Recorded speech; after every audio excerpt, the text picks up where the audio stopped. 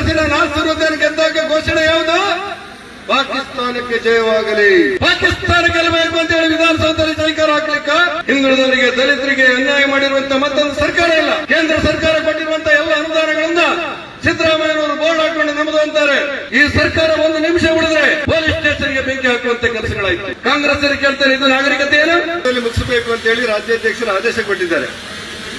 5 ನಿಮಿಷ ಅಂತೆ. ನಾನು ರಾಜ್ಯಾಧ್ಯಕ್ಷರ ಹತ್ರ ವಿನಂತಿ ಮಾಡ್ತೇನೆ, ಸರ್ಕಾರ ಉಳಬೇಕು ಅಂತ ಹೇಳಿ ಕರ್ನಾಟಕದಾದ್ಯಂತ ನಾವೆಲ್ಲ ಹೇಳ್ತಾ ಇದ್ದೇವಲ್ಲ, ಕರ್ನಾಟಕದಲ್ಲಿ ಸರ್ಕಾರ ಇದೆ ಅನ್ಸುತ್ತಾ ಯಾರಿಗಾದ್ರೂ? ಕರ್ನಾಟಕದಲ್ಲಿ ಸರ್ಕಾರವೇ ಇಲ್ಲ ಅನ್ನುವಂತ ಮಟ್ಟಿಗೆ ಬಂದಿದೆ. ನಮ್ಮೂರಿನ ಕವಿ ಒಂದು ಮಾತು ಹೇಳಿದ್ರು, ಬಿರುಗಾಳಿ ಬೀಸುವುದು ತೆರೆಯದ್ದು ಕುಣಿಯುವುದು. ಏನಂತ? ಬಿರುಗಾಳಿ ಬೀಸುವುದು ತೆರೆಯದ್ದು ಕುಣಿಯುವುದು, ಹರಿಗೋಳು ಮುಳುಗುವುದು ನಿಶ್ಚಿತ ಅಂತೇಳಿ. ಈ ಸರ್ಕಾರದ ವಿರುದ್ಧ ಬಿರುಗಾಳಿಯ ರೀತಿಯಲ್ಲಿ ಕರ್ನಾಟಕದಾದ್ಯಂತ ಜನ ಎದ್ದು ಆಕ್ರೋಶವನ್ನು ವ್ಯಕ್ತಪಡಿಸ್ತಾ ಇದ್ದಾರೆ. ಈ ಸರ್ಕಾರದ ವಿರುದ್ಧ ತೆರೆಯಾಗಿ ಜನರ ಆಂದೋಲನಗಳಾಗ್ತಾ ಇದೆ. ಸಿದ್ದರಾಮಯ್ಯನವರ ಸರ್ಕಾರ ಉರುಳುವುದು ನಿಶ್ಚಯ, ಅದರಲ್ಲಿ ಯಾರಿಗೂ ಅನುಮಾನ ಬೇಡ ಅಂತ ಅನ್ಸ್ಬಿಡುತ್ತೆ. ನಾನು ಸಿದ್ದರಾಮಯ್ಯನವರಿಗೆ ಮತ್ತು ಕಾಂಗ್ರೆಸ್ಸಿನ ಕಾರ್ಯಕರ್ತರಿಗೆ ಒಂದು ಮಾತು ಕೇಳ್ತೇನೆ. ಪ್ರಜಾಪ್ರಭುತ್ವದಲ್ಲಿ ಒಂದು ಸರ್ಕಾರ ಜೀವಂತವಿರುವಾಗ ಪಾರ್ಲಿಮೆಂಟ್ನಲ್ಲಿ ಚರ್ಚೆ ಆಗ್ತಾ ಇತ್ತು.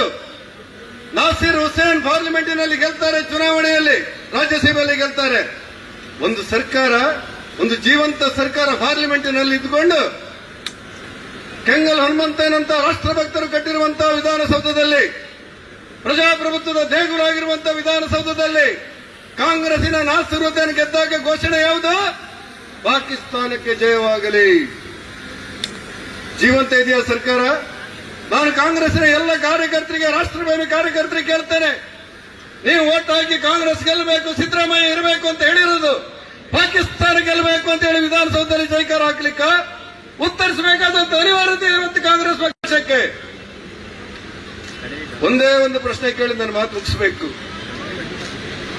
ಅಲ್ಪಸಂಖ್ಯಾತರಿಗೆ 10,000 ಕೋಟಿ ಕೊಡ್ತೇವೆ, 10,000 ಕೊಡಿದ್ರೆ 10 ಲಕ್ಷ ಕೊಡಿ, ನಮ್ದೇನಿಲ್ಲ. 10,000 ಕೋಟಿ ಕೊಡಿ, ಎಷ್ಟು ಕೋಟಿ ಬೇಕಾದ್ರೂ ಕೊಡಿ.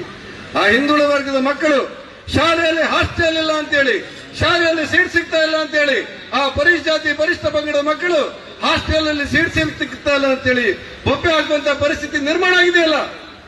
ಹಾಗಿದ್ರೆ 50% ಇರುವಂತಹ ಹಿಂದುಳಿದ ವರ್ಗದವರಿಗೆ ನೀವು ಕೊಟ್ಟಿರುವಂತಹ ನ್ಯಾಯ ಏನು? ಛಲವಾದಿ ನಾರಾಯಣಸ್ವಾಮಿ ಅವರು ಬಂದಿದ್ದಾರೆ. ಕರ್ನಾಟಕ ರಾಜ್ಯದ ಇತಿಹಾಸದಲ್ಲಿ ಯಾವುದಾದ್ರೂ ಒಂದು ಜೀವಂತ ಸರ್ಕಾರ ಆ ಪರಿಶಿಷ್ಟ ಜಾತಿ ಪರಿಶಿಷ್ಟ ಪಂಗಡಿಗೆ ಇಟ್ಟಿರುವಂತಹ ಹಣ 34,000 ಕೋಟಿಯನ್ನು ತೆಗೆದು ಗ್ಯಾರಂಟಿ ಕೊಟ್ಟು ಪರಿಶಿಷ್ಟ ಜಾತಿಯರಿಗೆ ಅನ್ಯಾಯ ಮಾಡಿದಿರುವಂತ ಯಾವುದಾದ್ರೂ ಒಂದು ಸರ್ಕಾರ ಇದ್ರೆ ಅದು ಸಿದ್ದರಾಮಯ್ಯನ ಸರ್ಕಾರ ಅಲ್ಲ ಅಂತ ಹೇಳಿ ನೋಡುವ ತಾಕತ್ತು. ಸುಳ್ಳು ಹೇಳಿಕ್ಕೂ ಮಿತಿ ಬೇಕ್ರಿ, ಸುಳ್ಳು ಹೇಳಿಕ್ಕೂ ಮಿತಿ ಬೇಕು. ನಾನು ಸಚಿವನಾಗಿರುವಾಗ ನಾರಾಯಣಗುರು ಶಾಲೆಯನ್ನು ಮಾಡಿದೆ, ಇಂಗ್ಲಿಷ್ ಮೀಡಿಯಂ ಶಾಲೆಯನ್ನ. ನಾನು ಸಚಿವನಾಗಿದ್ದಾಗ ಒಂದೇ ದಿವಸ 26,000 ಮಕ್ಕಳನ್ನು ಹಾಸ್ಟೆಲ್ ಒಳಗೆ ತಗೊಳ್ಳುವಂತ ಕೆಲಸಗಳನ್ನು ಮಾಡಿದೆ. ಕೋಟಿ ಚೆನ್ನಯ್ಯ ಯುದ್ಧ ಸೇನಾ ತರಬೇತಿ ಸಂಸ್ಥೆಯನ್ನು ಮಾಡಿದೆ.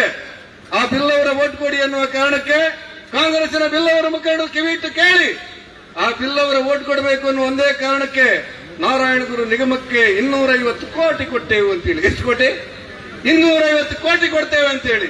ನಾನು ಕಾಂಗ್ರೆಸ್ಸರಿಗೆ, ಸಿದ್ದರಾಮಯ್ಯನವರಿಗೆ, ಡಿಕೆಶಿ ಅವರಿಗೆ ಒಂದೇ ಪ್ರಶ್ನೆ ಕೇಳೋನು, ನಾರಾಯಣಗುರು ನಿಗಮಕ್ಕೆ 1 ಲಕ್ಷ ರೂಪಾಯಿ ಕೊಟ್ಟಿದ್ದೀರಿ ಅಂತ ಹೇಳ್ತೀರಲ್ಲ, ನೀವು ಯಾರ ಮಾನ ತೆಗಿತೀರಿ? 250 ಕೋಟಿ ರೂಪಾಯಿ ಕೊಡ್ತೇವೆ ಅಂತ ಹೇಳಿದವರು 1 ಲಕ್ಷ ರೂಪಾಯಿ ಇಟ್ಟಿದ್ದಾರೆ ಅಂತೇಳಿ ನಮ್ಮ ಗುರುಮೇಶ್ ಸುರೇಶ್ ಶೆಟ್ಟರ್ ಮೊನ್ನೆ ಆಕ್ರೋಶವನ್ನು ವ್ಯಕ್ತಪಡಿಸಿದ್ದು ಯಾರ ಮಾನ ತೆಗಿಲಿಕ್ಕೆ?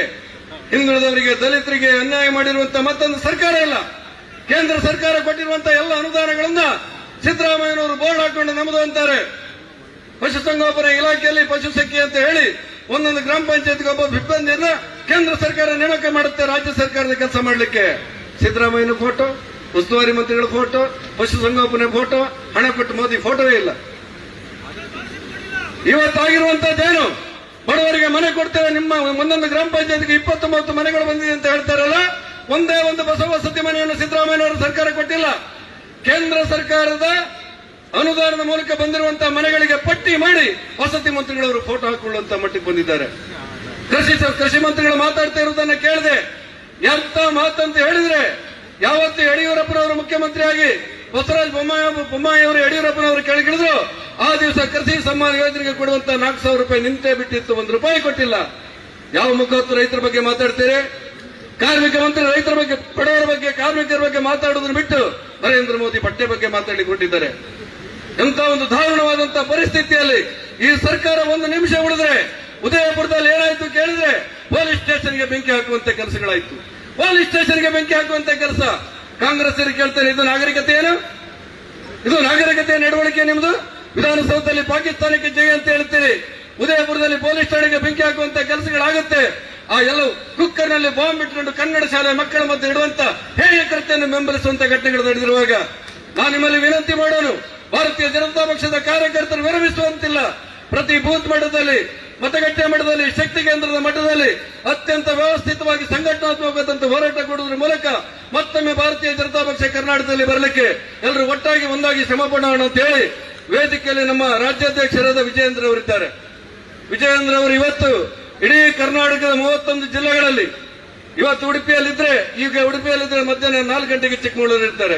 ನಾನು ವಿಜಯೇಂದ್ರ ಅವರಿಗೆ, ಚಲವಾದಿ ಅವರಿಗೆ, ರಾಮುಲು ಅವರಿಗೆ, ನಮ್ಮ ಮಂಗಳೂರಿನ ಎಂಪಿ ಆಗಿರುವಂತ ಚೌಟ, ನಾನು ಕೋಟ, ಅವ್ರ ಚೌಟ, ನಮ್ಮಿಬ್ಬರ ಸ್ನೇಹಿತ, ಈ ಎಲ್ಲರ ಮುಖಂಡರಲ್ಲಿ ವಿನಂತಿ ಮಾಡುವುದೇನಂತ ಹೇಳಿದ್ರೆ ಎಲ್ಲರೂ ಒಟ್ಟಾಗಿ ಒಂದಾಗಿ ನಮ್ಮ 5 ಜನ ಶಾಸಕರು, ಕುಂದಾಪುರದ ಕಿರಣ್ ಕೊಡ್ಗಿ, ಬೈಂದೂರಿನ ಗಂಟಿಹೊಳೆ, ಕಾರ್ಕಳದ ಸುನೀಲ್ ಕುಮಾರ್, ಕಾಪುವಿನ ಗುರ್ಮೆ ಸುರೇಶ್ ಶೆಟ್ಟಿ, ಮತ್ತೊಂದು ಅನ್ಬಿಟ್ಟೆ, ಉಡುಪಿಯ ನಿಜವಾದ ಹಿಂದುತ್ವದ ಹರಿಕಾರ ಯಶಪಾಲ ಸುವರ್ಣ, ಈ 5 ಜನರೊಟ್ಟಿಗೆ ನಮ್ಮ ಸರ್ಜಿ, ನಮ್ಮ ಕಿಶೋರ್, ಇವರೆಲ್ಲರೂ ಒಂದು ತಂಡವಾಗಿ ಜಿಲ್ಲೆಯಲ್ಲಿ ಕೆಲಸ ಮಾಡ್ತೇವೆ.